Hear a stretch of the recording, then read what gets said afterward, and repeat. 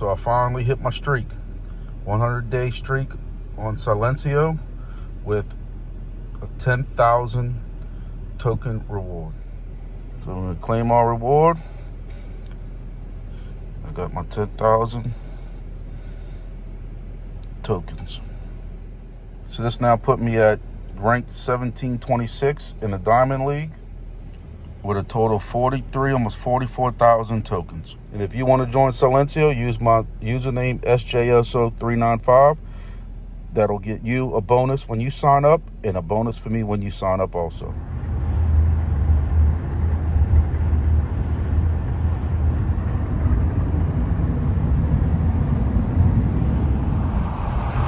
Louisiana swampland right here. This is called the Louisiana or the Atchafalaya Basin. Some of y'all have crossed it when coming, along I-10 between Lafayette and Baton Rouge. You got the Atchafalaya River right here, which is, a lot of y'all know it as the Red River. Red River in central Louisiana turns into the Atchafalaya River. I don't know why it changes exactly. Part of the Morganza Spillway. And while there are some nice sights out here, I missed it earlier, there's a lot of open swampland and stuff like that. I was looking for possibly some alligators or anything like that might have been in the water. But the bad thing about this bridge is it's only 2 lanes. So what I found out on the way here, where I was going, was when you get a crash, there's no place to send people. I sat here for over 30 minutes in dead stop waiting for a crash to clear on the way here. So that's the one bad thing about this bridge. So I always normally check my GPS to make sure the bridge is clear before I plan my route out this way. And what happened was the other day, I didn't have that luxury because the bridge was clear when I left my house, but the accident happened. This is about an hour and a half from my house, so it happened on my way here. So we got about a 3-hour trip with us, and I have my Nadix running. I have both my DIMO and sword chain running down there. One day I'll get around to zip tying it. One thing I do want to say to some people is my truck was parked for 3 days at this convention, did not move. I did not unplug anything, and my vehicle started with no problem on the way here. Before my trip home. Didn't struggle or anything like that. I know there are some people that are having that issue with sword chain, but I just want to let people know that there are many people who aren't. So it's all, to me, it's vehicle dependent. This is a new truck with new battery and everything, but the DIMO device, DIMO Macaron, and the sword chain mini both stayed plugged in for 3 days parked without being started, and it started up today with no problem.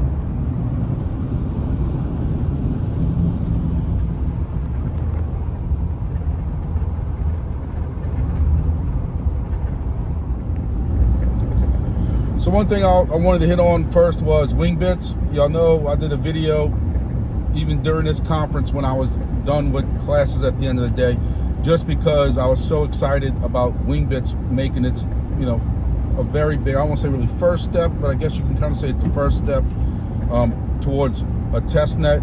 Now you can go on the dashboard, you can see what your wing rewards will actually be for the tokens and stuff like that. Again, it's not a full test net or main net. Test net should be the next week or so. But one thing that I was a little bit confused on, I know some people have mentioned it in the Discord, questioned, was for the people who have been here since middle of last year.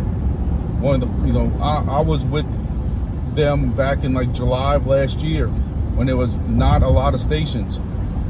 Are those included in the rewards, or how will those, get brought into the formula or anything like that? But basically, it says I was contacted by one of the admins who just wanted to explain it for clarification for y'all, which I thought was a cool thing for him to do. But all participants will be awarded based on whatever the final rewards formula is moving into mainnet since the day they joined. This means if you had no competition early on, which I was one of the first stations in the Louisiana area, your rewards will be higher than what you see currently, and for all those days. So historic information is a goal, but they aren't there yet in terms of resources to implement. So they're prioritized on testnet. But in other words, they do have recorded your data that you sent in those early days before they had dashboards and that kind of stuff like that. So that has all been recorded. And like they said, is for some of y'all who were like me, who joined Wingbits very early on, again 6-8 months ago, and you were by yourself and you were that lone wolf out there putting that station up, taking a chance on this project, you will get pretty heavily rewarded because you were providing data as the only person. You took the chance with Wingbits, just like I did. And then when I had to fall out with the previous project I don't talk about anymore, I moved all those stations over to Wingbits. I've been spreading them out along the coast. And we're really behind this project. So I'm really expecting some big things with Wingbits. The guy who's in charge of it, one of them, he did contact me about still doing the AMA. I've told y'all in the past that we do have an AMA that we've discussed. It's just hard to get timing together. I have a lot of stuff going on. They obviously have a lot of stuff going on. But they told me they're still interested in doing this AMA, which I'm very happy of. I just want to make sure I do it right, and I'm very nervous of doing it the right, correct way to give them the props they deserve and to do it good. All right, so for the next update, Bit Harvest Studio. I was contacted by the guys while I was on this trip that they have their LUT potato finally finished. That's the firmware that's going to go in the LUT potato. For those who are new to my channel, with the previous project, I pushed a lot of people to use the LUT potato because it's a fraction of the cost of some of these pies. They're about $35. There's a link to them in the description of my videos. And they will do close to basically the same thing that a Pod 4 will do. Now, it does not have a helium hat, so if you're going to run Bit Harvest on it, of course you can't run the helium device on it, the helium firmware, whatever you want to call it, application. But you'll be able to run all these other ones that Bit Harvest does have. I don't have it in front of me, but that might be like 9 different projects that you can run on one device. I am very curious to see how the LUT potato handles it. I've had some people before tell me the LUT potato works just as good as anything else. That has been my findings also. I've had some people cry that the LUT potato couldn't handle whatever they were doing, but yet they couldn't tell me what they were doing. So y'all know me, I'm honest with y'all. My plan is for tomorrow, when I'm finally back in front of a computer, I have a private link that was sent to me to test out that LUT potato. I'm gonna put it on a LUT potato I have at my office, and I'm gonna test it out for a few hours. I'm gonna install the programs that I can install on it and let it see how it does. Put it through a little test net, and then hopefully be able to make a video on it to show y'all how it's working, how I installed it. And it looks like it's gonna be a pretty straightforward install, that was my big fear, because LUT potatoes have had some issues in the past with how you install them and different things like that. So we'll see how that works out. Hopefully, maybe by next week, those guys will have that released out for everybody. And I know several of y'all have asked. I don't know how many LUT potatoes are out there. I don't think there's a lot of them, but I know from talking with y'all that there's a lot of people running LUT potatoes or that are idle right now because we've all left the previous project. They're really not doing anything, and now we'll be able to put them to use again, putting this Bit Harvest firmware on it. So I am eager to get back tomorrow to get that installed and see how this LUT potato handles that. That is one of the things I'm waiting on. I've told y'all before, I have several different host negotiated spots that I've had, that I've worked out in Texas and on Mississippi Gulf Coast, or Gulf Shores, Gulf Coast, whatever you want to call it. And those will probably be LUT potatoes, and they're gonna be running the Bit Harvest. I've told y'all, my goal is, I have to watch how I word this because people like to play with my words a little bit. my main goal with everything right now is Wingbits. I am 200% behind this project. But if I'm going to put a Wingbits device out there, I might as well put Bit Harvest on it so that I could possibly run some other projects on it. For whatever it costs, it doesn't make sense really not to. They have the remote, the way that they can remote into it, and I look at it as a positive because they can remote into it whenever I can't get into it for some reason. If there's some kind of issue, I have no problem with them remoting into those devices. I know that's a very big, thing going on with this little kindergarten battle going on between another project and them on them having this, their dog tail or whatever it's called. I don't see an issue with it because I want them to be able to get into that device. My device that I put in Baton Rouge, and I have another device that's by Lake Pontchartrain. Both of those, every now and then, I'll have some kind of issue with. 9 times out of 10, it's me messing up my tail scale key or something like that. I can't get into it.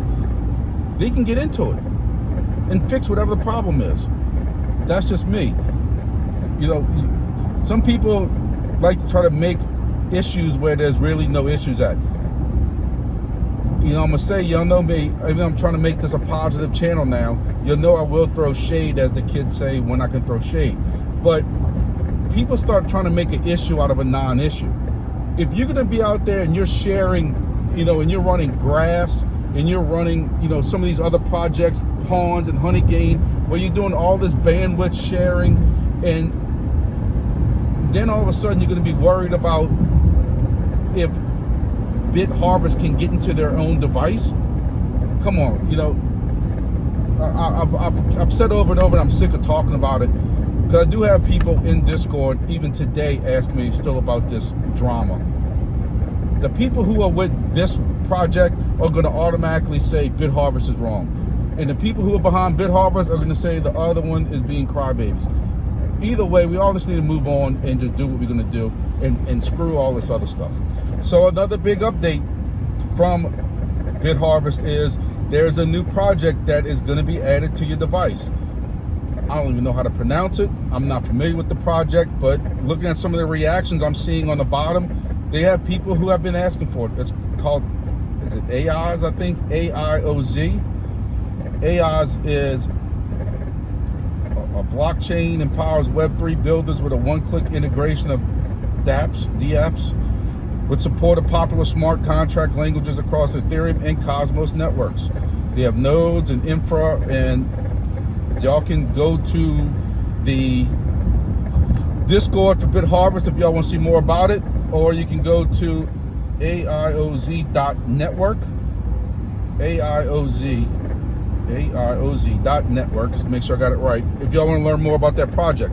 Again, I don't know anything about the project, but it's still one more project, so I think that means they're up to like 10 now. And if they come up with this Bit Harvest token mining on each device, which I'm excited about because I've cut my teeth on mining. That's how I got started in all these projects with passive income between ASIC, Litecoin miners and Zcash miners and all this stuff like that. And with GPU mining, with Ethereum and stuff, that's how I started. So if I can make some BHST tokens running their devices, I'm even happier about that. So that'll bring up to, I think, maybe 11 projects now.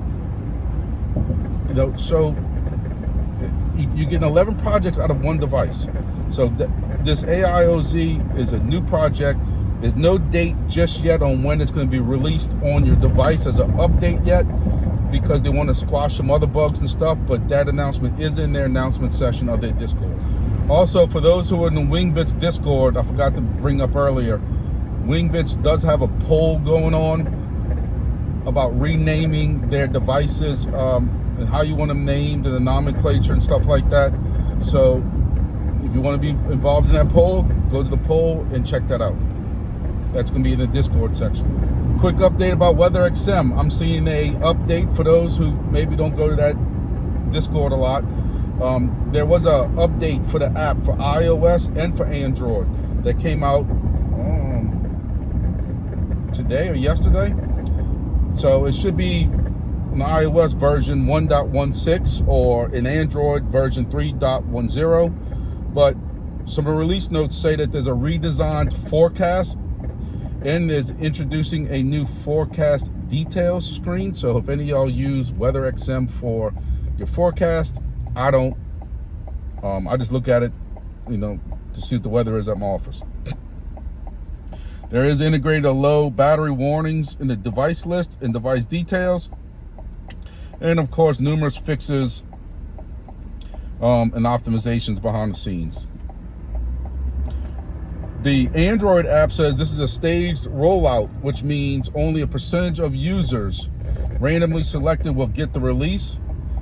It is set at 20% of app users, and it will be increased during the following days. So that's going to be a staged rollout also. And they basically have the same release notes also for the Android app. And discussing Silencio. I ran Silencio a lot during this conference. There were times, just down times in between some classes when I was in the lobby between the classrooms and stuff like that. I ran it. What it is I was just a little hyped up because I reached, if anybody saw my short earlier, I reached 100-day streak, which gave me 10,000 bonus tokens. So you can go see that short if you want, just kind of showing that. So, and it bumped my rankings up a little bit. You know me, I'm trying to be more positive, but just, it's kind of hard, you know, to not be negative sometimes. And there's just no updates.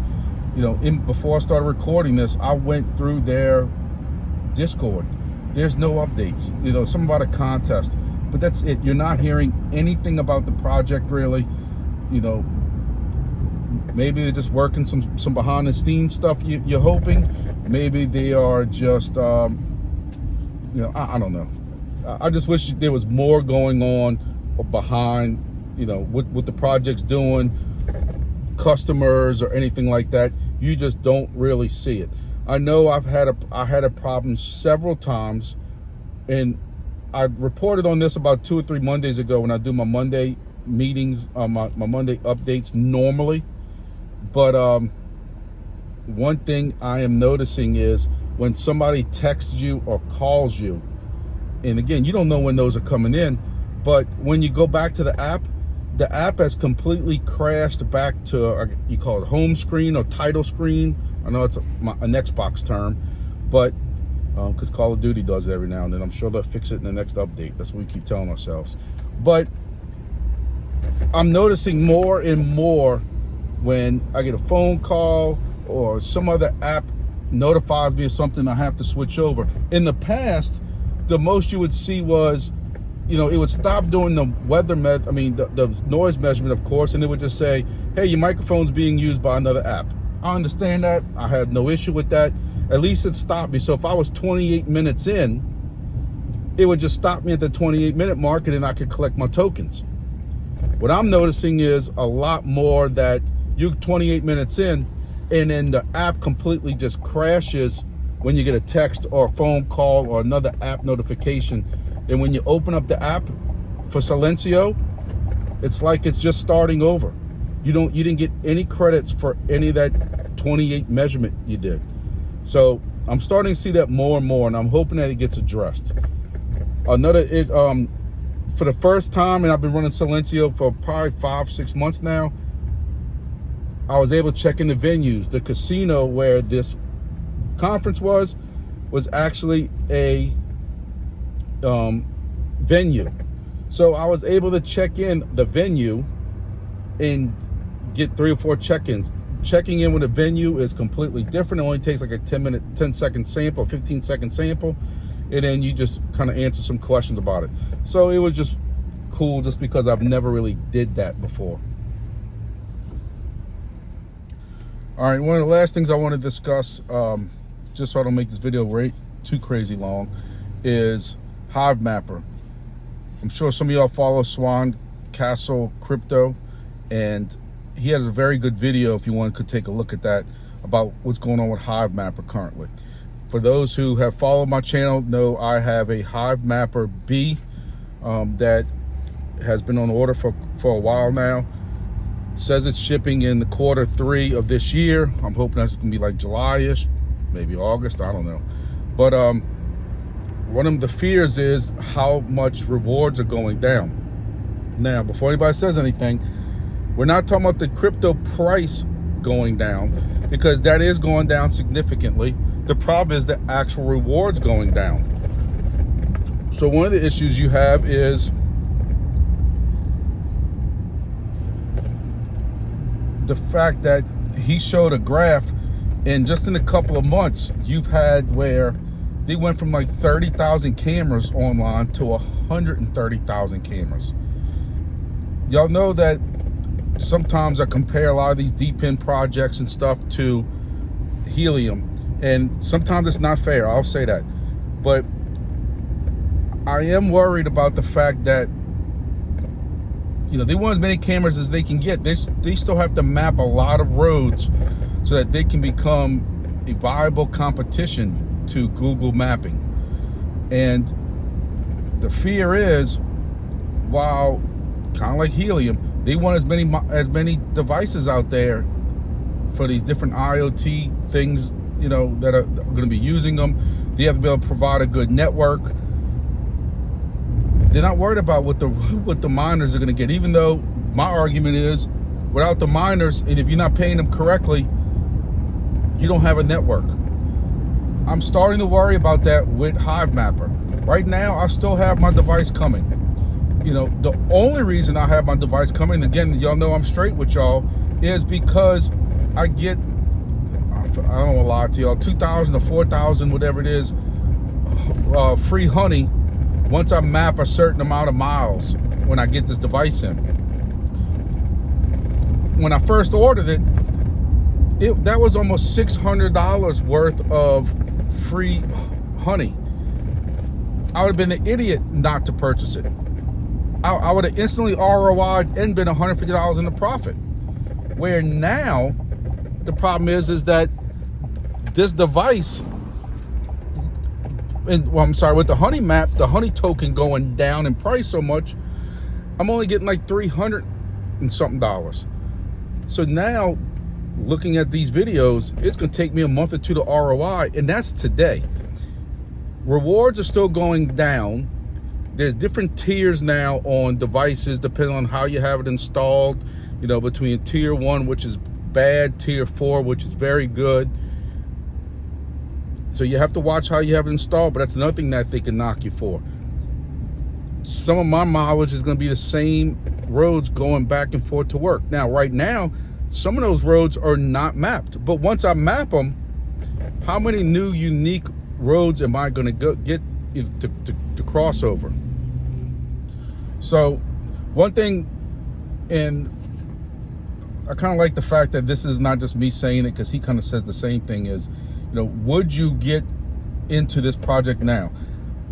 I do agree with him. He makes a statement that out of all the DPIN projects out there right now, this is one of the most real world, you know, active projects in the DPIN sector right now, real use. And I think that that's a very good thing as far as the future of this project. But do you start separating it between, like I keep comparing it to Helium. Right now, the Helium network itself, people want to knock it. I don't knock it, because you have DIMO using it, WeatherXM, and a lot of other companies using that Helium network. The mining side, though, is horrible. You make 13 cents a day, and that's if you get enough witnesses. You know, it's not really the greatest paying for a miner side, and I'm wondering if Hivemapper is going to go that route. I'm feeling kind of the same way with DIMO right now, to be honest with you. But I do agree with him that as long as they still have the idea that you can get your Hivemapper honey for free, that airdrop, I would still probably go into this project. However, if at some point they drop that, I don't know. I don't know if I'd do it. I mean, and I'm also watching that a lot of people who are making really good money still with this project have 2 cameras. They have a camera in the front and a camera on the side. I'm not doing that. I'm gonna tell you I'm not doing that. Even if they offer me more honey, I'm probably not doing that. That's just me just trying to limit it out. I can also tell you, because again, I'm straight with y'all, if for some reason I think that, you know, if this token keeps dropping away, dropping down, they are talking about doing a burn mechanism at some point when they have paying customers. Yes, I think that would help it to a point. But, you know, helium went from 40 in the bear market down to $1 something, and they're burning. So I don't want people to think that that's the end all be all for those tokens or for that project. So, you know, to answer everybody's question, would I still get into honey today? You know, if I had $400 laying around, $450 laying around, I could get it, with the understanding that the rewards are not going to be nothing like people were claiming before, but it's still going to be some passive income. Yes, I'm hearing that there's some pain in the butt, things about uploading videos and stuff if you want to deal with it. But I just want people to understand with that Hivemapper that it's nowhere like it was. It's nowhere. The rewards, people making some crazy rewards at one point, them days are over with. And so I just want people to be realistic. And what I was saying earlier was, there is a part of me that's starting to think, if this coin keeps going down the way it's going, and I still see rewards going down, and it gets to be June or July, and I don't have this camera yet, I may cancel it and get that $450 back, because I can do a lot more good with some other projects, or with my computer build, or with different things like that I can do with that $450 that I'm gonna wait on a Hivemapper and then struggle to even make an ROI on it. Y'all know, I've told you before, I have 3 DIMOs right here, paid $89 a piece for, and I bought those in like December, and I've been mining them for 5 months now, almost 6 months, and I still have not ROI'd on $89 devices. You know, I think I'm at $200 something worth of DIMO right now, because that price is going down. Nobody knows what's going to happen in the bull market, but that's a couple projects I want to discuss. I'm at home now. I haven't been home in a while, so I gotta go unpack the truck and everything. But hopefully, you know, all these projects start looking up. We got some very positive outlooks on some of them. So thank y'all for watching this video, and I'll see y'all in the next video.